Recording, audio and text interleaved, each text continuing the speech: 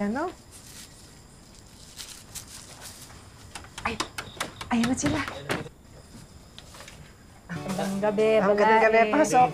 Gabi po. Ay, Magandang gabi po. basta ka na. Angel. opo. Uy. Kumusta? Kumusta si baby? May mga dala akong vitamins dito. Kasi yung dalawa, tsaka pagkain kung hindi pa kayo kumakain. Okay lang kami. Ikaw, mayat ka yata Kamusta trabaho? Eto, nakaya pa rin para sa atin. Para kay baby. Paglabas si baby, pwede ka nang tumigil siya sa trabaho mo sa construction. Balik ka na dun sa palengke. Gusto ko kasi kasama mo si baby na lumaki.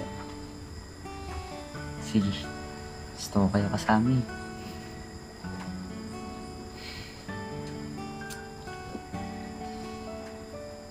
Angel, sorry ah. Hindi ako mapapagod mag-sorry. Dahil sa kapusukan ko, hindi mo natupad yung pangarap mo maging teacher. Ano ka ba? Paglabas si baby, mag-aaral ako ulit. Ayusin natin yung buhay natin para kay baby. Sige, ako bahala. Ako bahala sa pag-aaral mo. Maghanap ako maraming trabaho.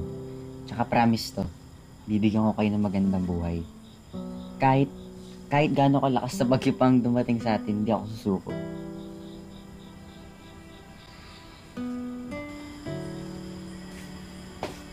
Aileen, pasensya na ha.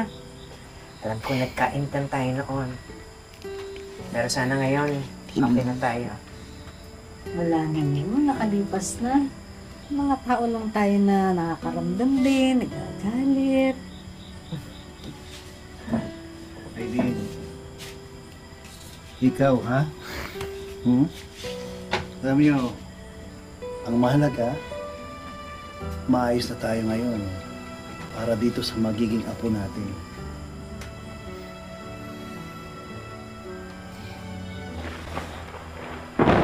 Oh, ayan na yung ulan. Di ba may paparating na bagyo? Oo nga, narinig ko sa balita kanina eh. Malakas daw yan eh. Ay, naku, mabuti pa eh. Dito na kayo magpagabi. Ha? Dito na kayo magpalipas ng gabi. Oo nga, mukhang malakas yan. Oo, delikado eh. Baka mabasa pa kayo. Sige, maaga na lang kami aalis ni Lloyd bukas. Eh, Malakas na nga.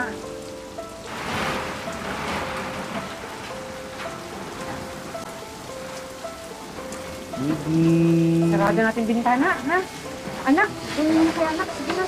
Malakas po.